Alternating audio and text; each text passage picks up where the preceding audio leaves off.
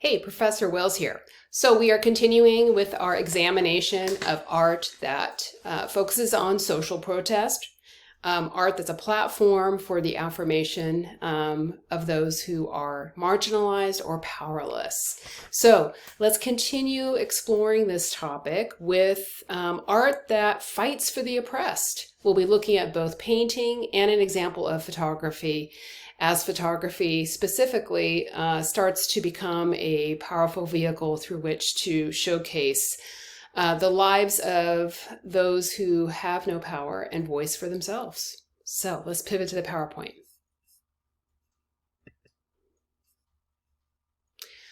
All right, let's begin in the 19th century and take a look at the art of French painter Delacroix. This is called Liberty Leading the People from 1830. This is one of Delacroix's famous artworks. It's a mix of an actual event that took place that very year in 1830, in which the people of Paris rose up against their king in something that's known as the July Revolution.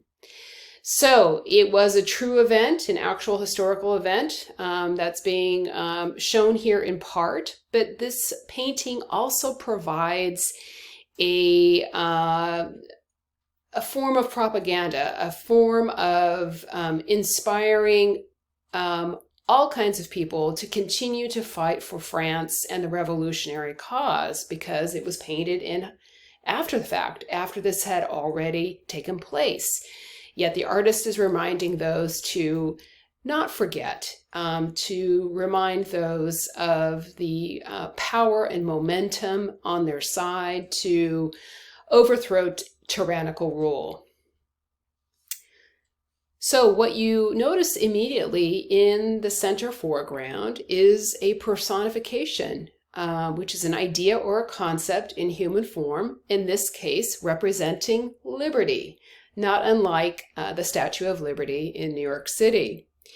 She is looking over her shoulder as she holds the tricolor, or the tricolor flag of the French Republic, and she is leading people seemingly out of the painting into our very viewer's space, as if to scoop us up in this revolutionary momentum. You can see that the crowd is about to step over the bodies of the fallen men in uniform who represent the king's men, or the old regime now defeated.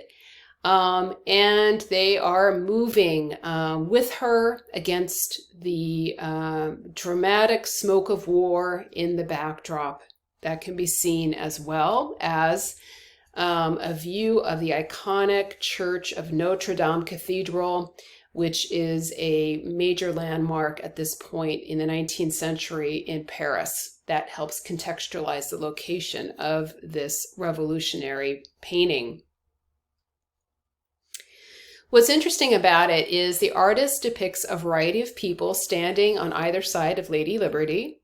We have both young and old, rich and poor. So for instance, the man in top hat represents the upper classes, whereas the man in an open shirt carrying a sword represents the working class.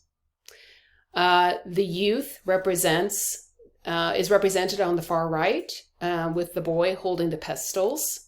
So overall, you have representation from all strata of society, meaning that everybody in Paris, all French citizens, are on board for change, that there is equity among all of them in this revolutionary cause for a representational government. So with lots of dramatic lighting, dynamic diagonal poses, and this powerful forward momentum, you have a painting that's truly typical of its romantic period style, meaning it's not about love and romance. The goal of romanticism is to evoke a powerful response, an emotional response from the viewer. And in this case, It's a painting that's meant to elicit patriotic response and a inspiring further revolutionary actions to create a representational government, which would lead, of course, to abolishing the monarchy that's been plaguing France cyclically for centuries. All right, moving on now to an example of the power of photography to represent those who are powerless. Let's take a look at American photographer Louis Hein. The title of this work is called Leo, 48 inches high, 8 years old, picks up bobbins at 15 cents a day. Produced in the United States in 1910. And again, it's a photograph. It has a descriptive title as well that gives you a little hint at what the focus of the photograph is. A self-taught photographer, Louis Hein was much more explicit in his calling out the need for social reform. His subjects included immigrants on Ellis Island, and a focus on child labor issues in factories, as can be seen in this image.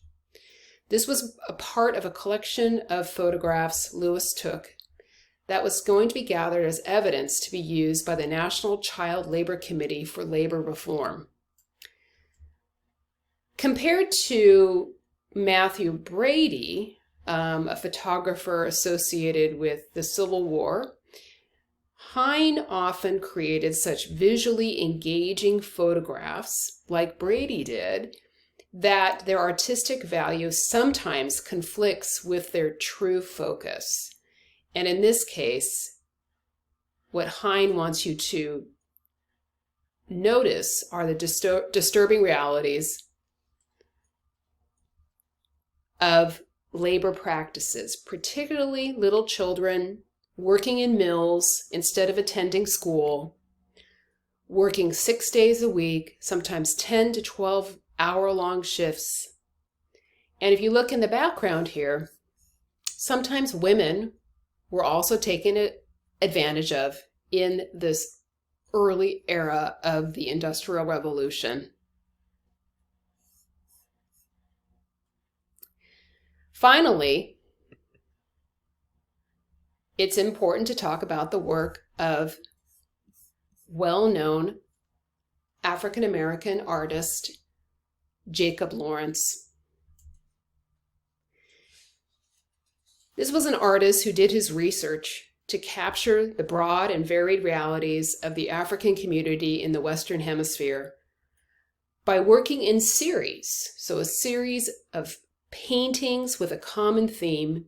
In this case, the story of a Haitian slave, Toussaint, who led a revolt that would lead to the end of slavery in Haiti in 1794. Toussaint would later be responsible for helping create a black government, though later arrested by French forces. Haiti, in the Caribbean, is known as the first country in the Western Hemisphere to be black governed.